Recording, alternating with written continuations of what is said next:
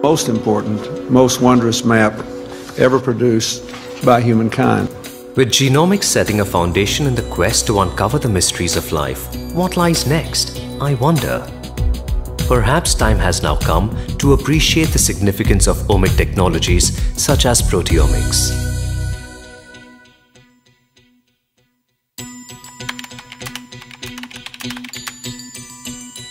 Proteins and proteomics are central to connect genomes with phenotypes with normal biological processes. There is no way to predict from the genome itself the crucial features of proteins. The real key here is that genomics can only tell you of the snapshot of the organism, whereas proteomics will enable us to look at the organism dynamically. Proteomics is a science where we want to know about all the proteins that are coded for by the genome. Proteomics addresses whole systems and uses a broad, unbiased approach to derive new findings. What are the technologies driving proteomics? Several techniques like mass spectrometry, protein microarrays, and label-free biosensors have been used in proteomics to elucidate the expression, localization, and interaction of proteins. Unraveling the proteome is a very onerous and complex journey that demands the efforts and insights of an interdisciplinary team of scientists. 14 years after the release of the first draft of the human genome, scientists are working on the map of the human proteome using high-resolution mass spectrometry combined with high-stringency informatics and other methods including antibody-based protein microarrays. In addition to mass spectrometry-based protein maps, scientists used tissue array platforms to spatially locate proteins in human cells and tissues and map their expression levels in various biological tissues. One major effort in this area has resulted in the Human Protein Atlas. Despite this progress, there exist missing proteins which are yet to be annotated.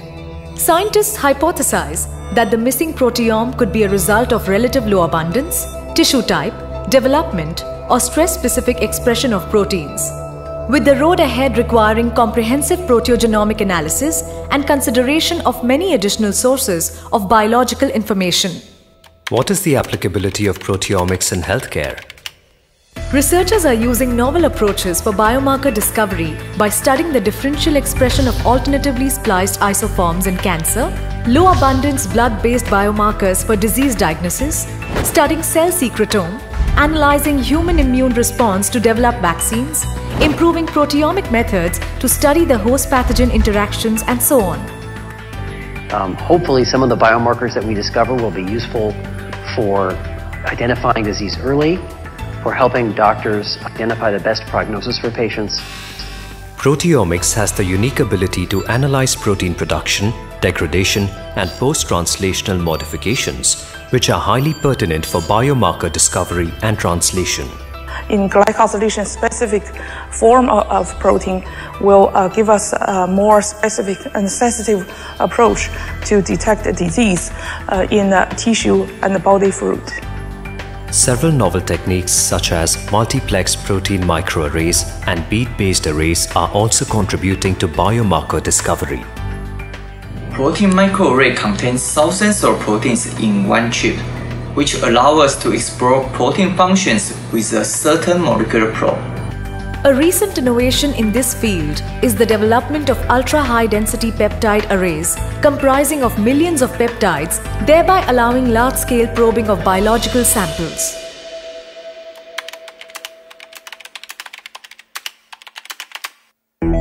Present diagnostic as well as therapeutic strategies that are existing in clinical scenario, clinical setting, are all a result of the biology discoveries that have gone on over the last 50 years. The proteomics community has kept up its expectation of being a complementary approach alongside genomics, thus contributing to diagnostic assays in clinics. How can proteomics cater to the needs of precision medicine? What if figuring out the right dose of medicine was as simple as taking our temperature? And that's the promise of precision medicine. The precision medicine means one patient, one drug at a time. And therefore, if we can detect specific target for any given cancer type, we can then develop treatment based on the target information. And therefore, the precision medicine is going to be the future of oncology. My opinion that to be able to figure out precision medicine both at the diagnostic level as well as to be able to determine the pathways in which drugs should be targeted to you have to be able to really quantify well all of the proteome. How is proteomics moving towards targeted validation? One of the challenges facing proteomics is being able to get from the discovery all the way to validated markers that are useful in the clinic. So that's why targeted proteomics is so important. By sacrificing a little bit in terms of depth of coverage, but selecting analytes that we care very deeply about, we can design proteomic assays that will be able to measure analytes, whether they're proteins or peptides, each and every time that we do an experiment. More specifically, these assays have been now widely accepted in the community as a SRM or a performance triple quadruple instrument. And I think it's become very clear that those methods, including multiple reaction monitoring and PRM and allied methods, are going to have a major impact on the development of clinical diagnostics and then ultimately on patients' health and life. Innovations in technologies like targeted proteomics have allowed researchers to validate interesting targets, overcoming the bottleneck of availability of reliable analytical reagents.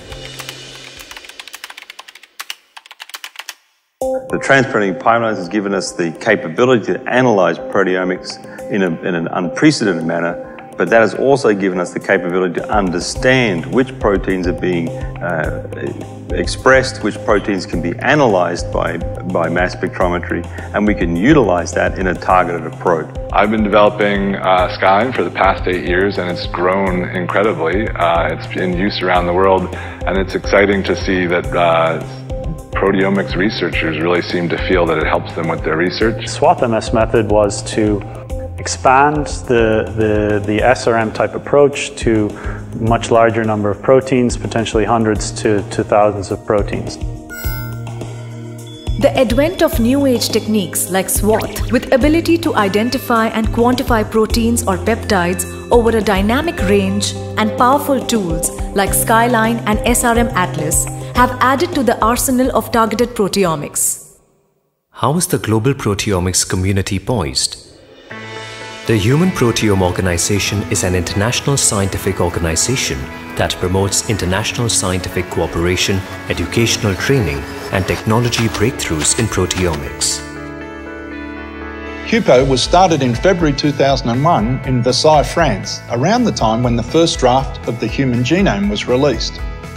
The Human Proteome Project was launched nearly 10 years later in Sydney at our annual World Congress. HUPO coordinates its flagship scientific project that's called the Human Proteome Project, and that is broken down into three main thrusts: a chromosomal effort, a biology effort, and a disease effort. And it has three supporting technology pillars: bioinformatics, mass spectrometry, and antibodies that support those thrusts. We must take a comprehensive proteome-wide view of cell functions, connect the genome with the proteome and the phenotypes. Whether you are an early researcher or a seasoned veteran seeking to make important new discoveries, I encourage you to engage in this vibrant and really exciting project. The journey of proteomics has been promising. My belief is that the proteomics community can contribute immensely to functional biology and decipher innovative solutions. Persistent efforts from communities like HUPO has helped proteomics establish an undeniable international presence. This has established the broader theme of research directions, thus translating the code of life.